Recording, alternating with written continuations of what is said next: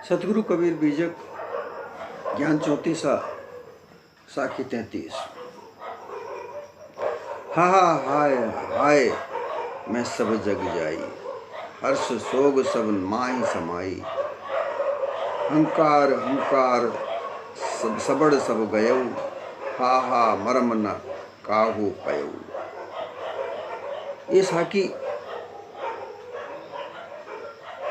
सतगुरु कबीर सभी लोगों के लिए कहना चाहते हैं कि ये मानव देह में हर व्यक्ति हाय हाय करते हुए ही अपना जीवन व्यतीत कर देता है।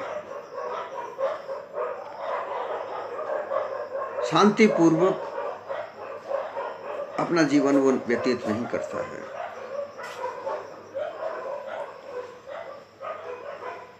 विभिन्न प्रकार के मान्यताएं मानकर उन अनुमान कल्पना में उलझकर उसे कहीं भी शांति प्राप्त नहीं होती है। अर्थात पूर्ण विराम अर्थात मंजिल यात्रा का पूर्ण होना उसे प्राप्त नहीं होता है। ये मानव का जीवन जो एक यात्रा है, ये बचपन से लेके जन्म से लेके अंत तक चलती है। ये देह का जन्म और इस देह का अंत हो जाना, ये एक परम सत्य है। ये कभी मिटता नहीं है। इस धरती पर जो भी देह जन्म लिया वो सब नाश हुई है, समाप्त हुई है, उसका अंत अवश्य हुआ है।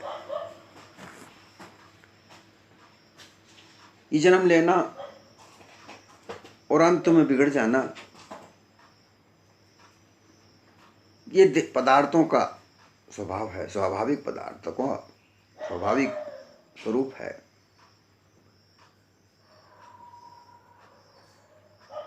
ये देह सभी की नष्ट हुई है।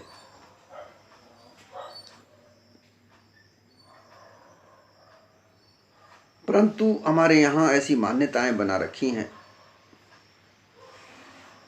कई एक देवताओं को लेकर बड़ी विडंबनाएं हैं कि वह इस शरीर में रहते हैं, सूक्ष्म रूप से इस ब्रह्मांड में रहते हैं, मदद करते हैं, भूत पिशाच भी रहते हैं। ऐसी डरावनी मान्यताएं भी हैं और रोचक मान्यताएं भी हैं। डरावनी मान्यताओं में भूत प्रेत पिशाच की मान्यताएं हैं कि वह शक्तियां इस संसार में विचरण करती हैं, दिखाई नहीं देती हैं और वो कष्ट देती हैं मानव। और रोचक मान्यताएं भी बना रखी हैं कि ब्रह्मा विष्णु महेश गणेश हनुमान माताएं ये भी सूक्ष्म रूप से शरीर इस ब्रह्मांड में विचरण करती हैं और वो मदद सहायता करती हैं। 8 नाम ऐसे हैं जिनको अमर माना जा रहा है कि वह सशरीर इस संसार में विचरण करते हैं। हनुमान, जामवंत, अश्वत्थामा इत्यादि ऐसे लोग हैं जिनको अजर अमर मानकर वो कहते हैं कि ये लोग इस शरीर सूक्ष्म रूप से शरीर में घूमते हैं। कोई तो उन आत्माओं को सिद्ध करने के लिए लगा रहता है, उनसे मदद प्राप्त करने के लिए लगा रहता है। इसी तरीके से एक ईश्वरवादी विचारधारा भी ऐसी ही है कि कोई ईश्वर है, वह संसार को चलाता है। परंतु संसार तो यही है जो हमको दिख रहा है।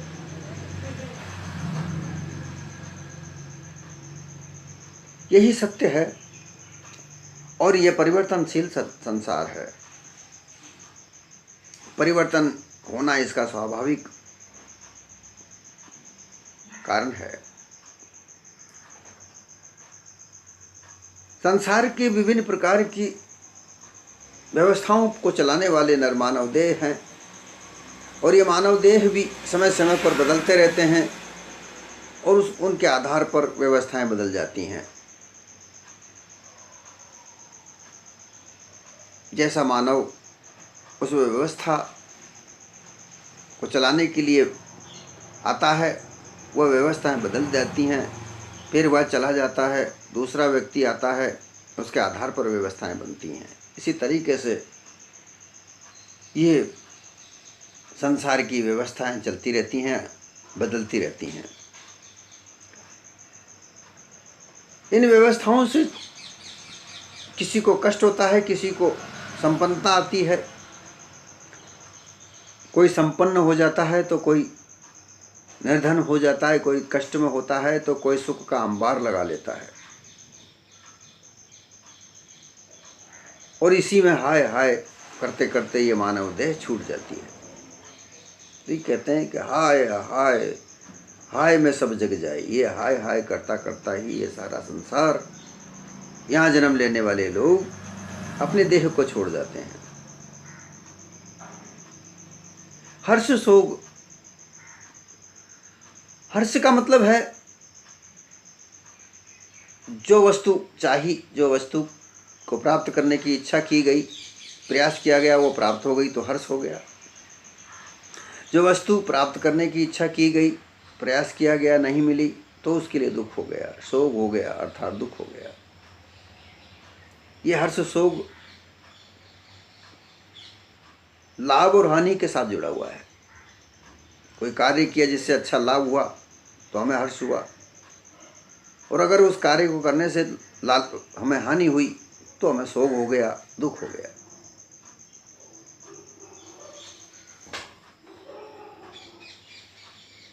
फिर हम किसी को गाली गलौज करते हैं, अगर हमको कुछ हानि हो जाती है तो हम उसका कारण किसी और पर थोपते हैं, किसी और को उसका जिम्मेदार मानते हैं। हम अपनी ओर नहीं देखते कि हमने क्या किया है, हमारी कहाँ चूक हुई, परंतु उसका कारण दूसरा मानव को माना जाता है और उसको गाली गलौज होती है। फिर उसी में झगड़े फसाद होते हैं। सामुदायिक झगड़े इसी कारण से बनते हैं, पर हम ये नहीं देख पाते कि कहाँ हमारी कुछ गलती हुई है। इस तरीके से हाय हाय में और हर्ष शोक में ये संसार चला जा रहा है, इसमें से ये निकल नहीं पा रहा है। सतगुरु कबीर कहते हैं कि इसमें से निकलने के लिए कोई मर्म नहीं पा सका, परंतु मर्म है, व्यक्ति चाहे तो निकल सकता है, परंतु इसके लिए ये लोभ और लालच है, ये जो इसकी जिंदगी त्यागनी होगी, इसका जीवन त्यागना हो। लोभ लालची का जीवन है, ये त्यागना होगा। बिना लोभ लालच के जीवन त्यागे वह स्थिति नहीं प्राप्त हो सकती। ये सारे कारण लोभ और लालच के कारण से बने हुए हैं। हमें धन का लालच है, लोभ है। वैभव प्राप्त करने का लालच है, लोभ है। मान सम्मान प्राप्त करने का लालच है, लोभ है। ये मोह की जो माया है, सूक्ष्म माया है, ये हमारे अंदर जब तक है, जब तक हम इसको पकड़े रखे हैं, तब तक हम वह स्थिति नहीं प्राप्त कर सकते, ऐसा जीवन नहीं प्राप्त कर सकते जिसमें हर्ष शोक ना हो, विश्रांति मिले, परम शांति मिले, निश्चयता मिले, अटलता मिले। जीव अपने निस्वरूप को प्राप्त कर अटल हो जाए, ऐसी स्थिति प्राप्त करने के लिए ये लोभ और लालच मिटाना अति आवश्यक है। बिना इसके मिटाए ऐसा जीवन नहीं प्राप्त कर सकते। साहब ने कहा है, पापी तो बहुते मिले, कामी मिले हजार, लोभी जीवड़ा ना तरे कर लो जतन हजार। लोभी जीव जो जिसके मन में लोभ भरा हुआ है, लालच भरा हुआ है, उसका कल्याण कभी नहीं हो सकता। लोभ और लालच का त्याग करने पर ही हमको निश्चय प्राप्त हो सकता है, निश्चय करना हो सकता है। अपने निस्वरूप की प्राप्ति करने के बाद किसी और अन्य वस्तु को प्राप्त करने की इच्छा नहीं रह जाती। ऐसी स्थिति को प्राप्त करने के लिए लोभ और लालच को हमें त्यागना होगा। ये जो स्थिति बनी हुई है, ये अहंकार के लिए साथ बनी हुई है। जो भी स्थिति जिसको हाय हाय हो रहा है, हर्ष शोक होता है, ये सब अहंकार है।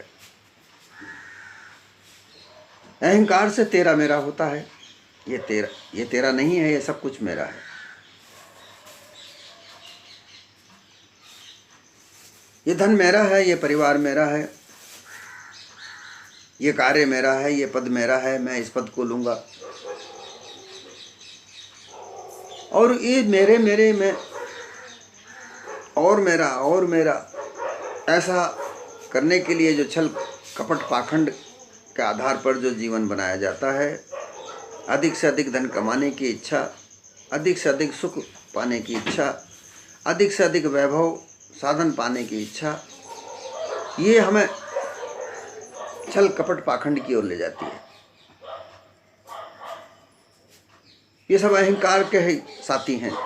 जहाँ अहंकार है वहाँ छल कपट पाखंड है, झूठ है, गाली गलौच है, प्रताड़ना है, कठोर शब्द है, व्यभिचार है, चोरी है, डकैती है, मारकाट है। ये सब अहंकार के आधार पर है। अब अहंकार मिटाना, स्वाभाविक रूप से अच्छे काम करना, सद्गुणी जनों का संग करना, तब अहंकार खत्म होगा। परंतु यहाँ काल्पनिकता में, रोचकता में ले जा करके उसे विभिन्न प्रकार का रूप देकर, और हमारे गुरु और प्रपंची लोग उसमें लगाते हैं और ज़्यादा भूल में डालते हैं। अब अहंकार से उत्पन्न होते हैं स्थूल देह का विश्व अभिमान, सूक्ष्म देह का तेजस अभिमान, कारण देह का प्राज्ञ अभिमान, महाकारण देह का प्रत्यागात्मा अभिमान और केवल देह का निरंजन अभिमान। ये पंच अभिमान अहंकार से ही उत्पन्न होते हैं।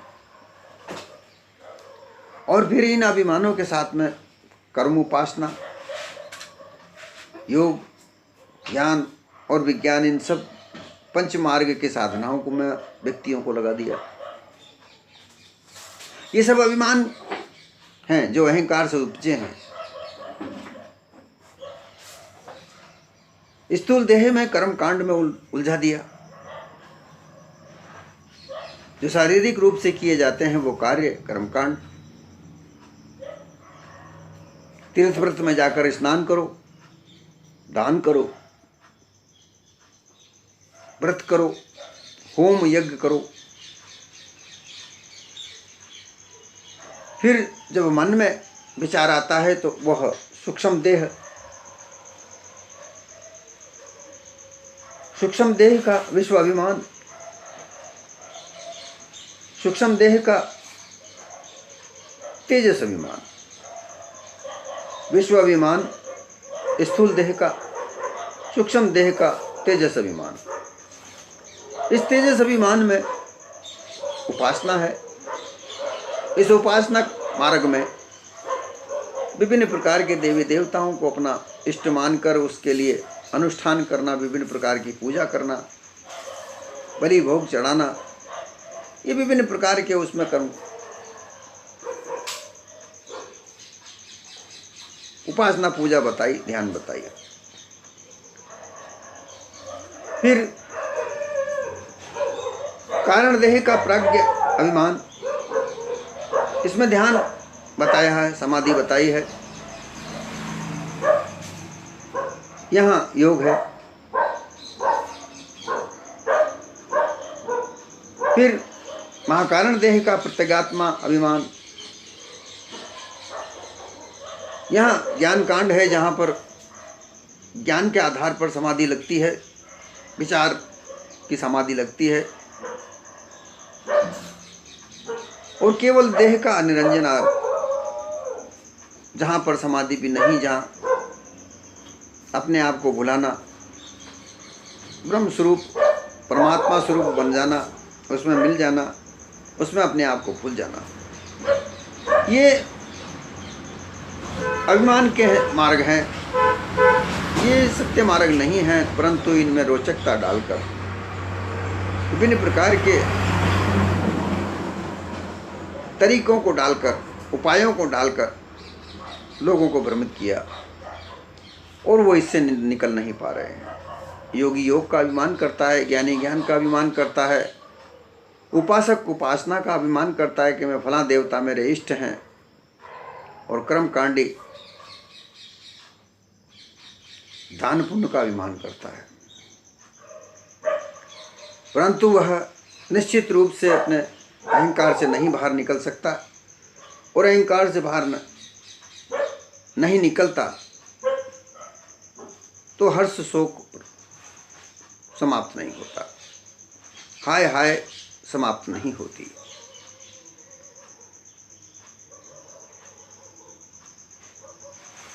जब तक इन कर्मों में नहीं लगता, अहंकार का एक भूल का रूप भी है, जहाँ हा हा हंसी मजाक करके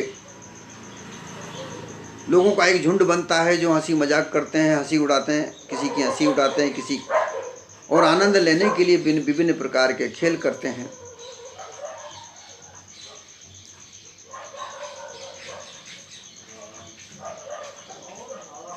विभिन्न प्रकार के गिड़गिड़ा कर बोलने में अपने आप को निरीह बताकर दया करने के लिए कहते हैं, अर्थात भीख मांगते फिरते हैं, और भीख मांग मांग पर धन इकट्ठा करते हैं। कई ऐसी खबर हम पढ़ने सुनने को मिलती हैं कि एक भीख मांगने वाले के पास करोड़ों की संपत्ति मिलती है। कार्य सिद्धि के लिए किसी देवता से विनय करते हैं, प्रार्थना करते हैं, ये भी भीख मांगना है।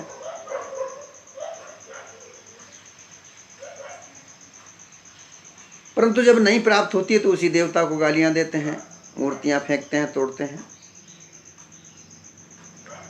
इसी प्रकार से किसी व्यक्ति से कोई वस्तु की मांग करते हैं, याचना करते हैं, वो नहीं देता तो उसको फिर गालियां देते हैं, मारपीट तक होती है।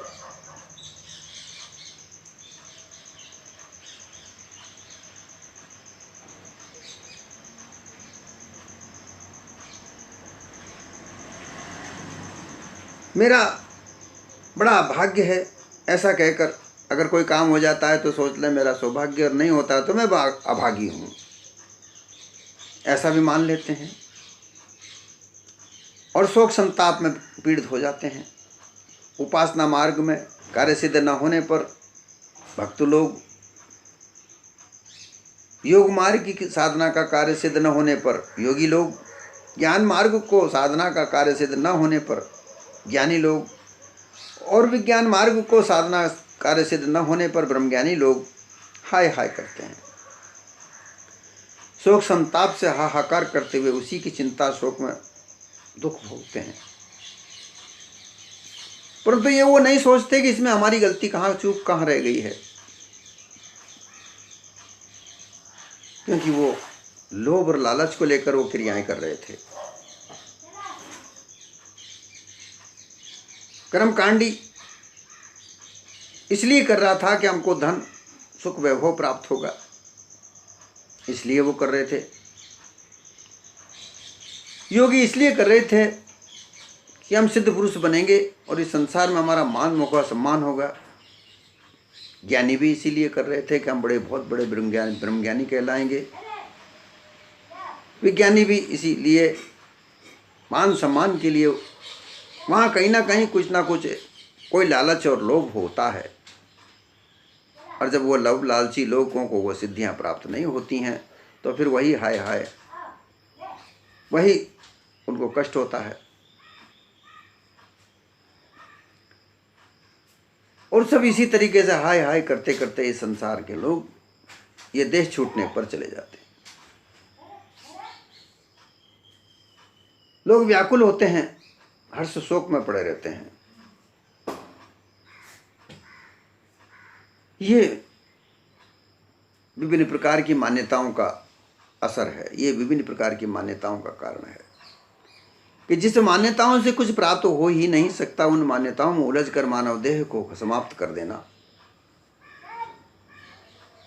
एक दिन तन छूट जाता है और छोड़कर सभी को जाना पड़ता है। जाते वक्त ये शोक संताप में ही व्यक्ति अपने आप को छोड़ देता है कि मेरे से वह काम नहीं हो पाया, मैं आया वैसा ही चला गया, हाय हाय करते हुए ही वह चला जाता। इसलिए सदगुरु कबीर कहते हैं कि ये रोचकताओं से छोड़कर, ये भयानकता से हटकर मानव जीवन को सरलता से सहजता से जीने की कला सीखो। जब तुम इस कला को सीख जाओगे,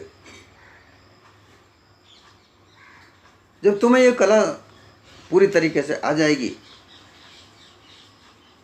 तो तुम्हें निश्चित रूप से ही परम सिद्धि प्राप्त होगी। तुम्हारे निज रूप को तुम प्राप्त कर लोगे, और जिसको प्राप्त करने के बाद में किसी और अन्य वस्तु को प्राप्त करने की इच्छा मात्र नहीं रह जाती। क्योंकि ये जो भी तुम अहंकार के आधार पर जो भी करते हो, जो भी कर्मकांड करते हो, उनसे तुम्हारे कार्य से तो हो ही नहीं सकते।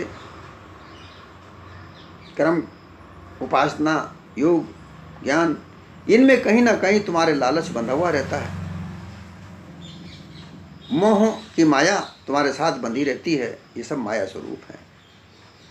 इसको त्याग कर, मोह को त्याग कर, मोह धन में बंधा हुआ है, मोह स्त्री में बंधा हुआ है, मोह पुत्र में बंधा हुआ है, मोह बंधु बांधव में बंधा हुआ है, मोह परिवार के साथ बंधा हुआ है, मोह तुम्हारे पद के साथ बंधा हुआ है जिस पद पर भी तुम हो, और मोह तुम्हारे संगी साथियों के साथ बंधा हुआ है। इस देह के साथ भी मोह बंधा हुआ है। मोह की माया जो सूक्ष्म से सूक्ष्म माया है, इसको जब तक त्यागा नहीं जाए तब तक लोभ और लालच छूटता नहीं। इसलिए इसको त्यागने पर ही तुम्हें परम सिद्धि प्राप्त होगी जो निस्वरूप है। अपने निस्वरूप को प्राप्त करने के बाद तुम जागृत अवस्था में प्राप्त हो जाओगे। हमेशा जागृत अवस्था में ही रहोगे और सत्य असत्य की परख सीखोगे। सत्य का आचरण धारण करो और असत्य का आचरण को त्याग कर दो। जब तक ये त्याग नहीं होता तब तक मानव जीवन में धिक्कार ही धिक्कार है।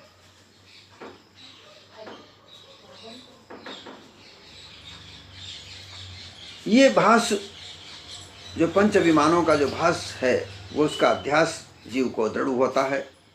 वही तुमको वो धोखे को, कल्पना को अपना स्वरूप मानकर कोई ब्रह्मज्ञानी बन जाता है, कोई ईश्वर के साथ मिलने को कहता है, कोई योगी बनता है तो कोई ब्रह्मज्ञानी, कोई भक्त। ये सब अपने अपने स्वरूप को मान लेते हैं, परंतु ये स्वरूप तो तुम्हारा है ही नहीं। इस जीव का स्वरूप ना वो भक्त है, ना ब्रह्मज्ञानी है, ना योगी है, ना वो ईश्वर स्वरूप है। वह तो चेतन स्वरूप है, जागृत स्वरूप है, और अपने पारक पद में स्थित होकर सभी प्रकार के कष्ट क्लेशों से पार है। इसका जन्म मरण नहीं होता। ऐसी स्थिति को प्राप्त हुए है जहां उसे किसी प्रकार की कोई कष्ट क्लेश भी नहीं रहता। परंतु उसको प्राप्त करने के लिए लोभ और लालच ये त्यागना अनिवार्य है। अब लोग कहते हैं कि लोभ, बिना लोभ के तो जीवन कुछ नहीं। भाई लोभ लालच में अगर बंधे रहोगे तो तुम्हें वास्तविक स्थिति का प्राप्त होगा ही नहीं, क्योंकि तुम लोभ लालच के आधार पर ही बात करोगे। लोभ लालच एक सूक्ष्म से सूक्ष्म भी होता है। किसी का पक्ष लेकर बात करोगे तो यह भी लोभ लालच ही है। किसी को प्रसन्न करना चाहते हो, यह भी लोभ लालच है। तुमको लगता है कि ये व्यक्ति जो मेरे सामने है, मैं इसको प्रसन्न कर लूँगा तो ये मुझे आशीर्वाद दे देगा, इसके प्रसन्न होने पर मुझे धन धान्य खूब प्राप्त हो जाएगा, मैं ऊंचे पद को प्राप्त कर सकूंगा। ये लोभ लालच ही तो है। अपने आप को देखो, तुम क्या हो, तुम्हारे अंदर क्या सक्षमता है, तुम्हारे अंदर क्या ऐसा कार्य है जो तुम कर सकते हो, और फिर उस कार्य को करते रहो। जब तुम उस कार्य को तन और मन और वचन से करोगे तो फिर तुम्हें कोई उस उच्चता की ओर ले जाने से नहीं बचा सकता। तुम उच्चता को प्राप्त करोगे ही करोगे। कहा है कि मानव तेरा गुण बड़ा, मांस ना आवे काज, हाड़ ना आभूषण बड़े, चाम ना बाजे बाज। ये देह का गुण जो है वो वही बड़ा है। अवगुण व्यक्ति तो धनवान भी हो सकता है, ज्ञानवान भी हो सकता है, राजा भी हो सकता है, प्रजा भी हो सकती है। जहां अवगुण है उन अवगुणों की पूजा नहीं है। राजा के अंदर कितने भी अवगुण हों, परंतु उससे सब डरेंगे, उसके अवगुण का भी सम्मान करना पड़ेगा। परंतु जब वह जाएगा, इस देह को त्याग करेगा, तो सभी उसको थूथूकार करेंगे, धिक्कार करेंगे। कोई उसके साथ सम्मान के साथ से नहीं लगेगा। एक भय व्यापित होकर ही उसके साथ लोग लगेंगे, और जिससे कल्याण तो किसी का नहीं हो सकता।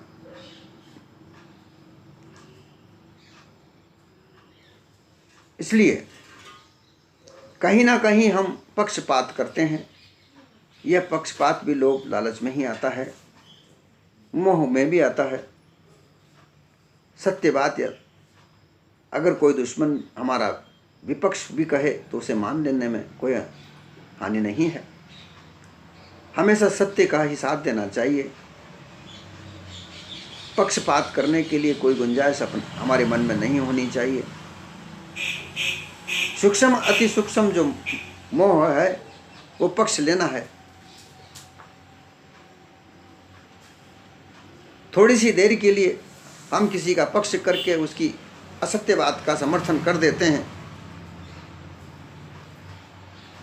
वो कितना बड़ा कष्ट पैदा करेगी इसका अंदाजा नहीं लगाया जा सकता। और हमने किसी हमारे विरोधी व्यक्ति की सत्य बात का अगर समर्थन कर दिया तो वो हमें कितना बड़ा आदर सत्कार देगी, ये इसका भी अंदाजा नहीं लगाया जा सकता। पक्ष हमेशा पक्षी रहता है, विपक्ष हमेशा विपक्षी रहता है। पक्ष विपक्ष से रहित जो मानवता है वही सत्य है, क्योंकि मानवता के बगैर जीवन में कुछ नहीं रह सकता। जहाँ मानवता है जहाँ सभी कुछ है। अगर मानवता ही समाप्त हो जाएगी तो कौन सा मत पंथ धर्म रहेगा?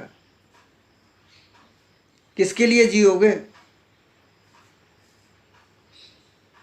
अगर मान लिया जाए एक क्षण के लिए कि इस धरती पर मानव मात्र खत्म हो जाए, समाप्त हो जाए, तो फिर क्या रहेगा? ये मत पंथ कहाँ रहेंगे? कैसे बचेगी ये मानवता? इसके लिए सहज स्वभाव, सरल जिंदगी, जिसमें छल कपट पाखंड ना हो, जिसमें झूठ ना हो, जिसमें व्यभिचार ना हो, चोरी ना हो, हिंसा ना हो,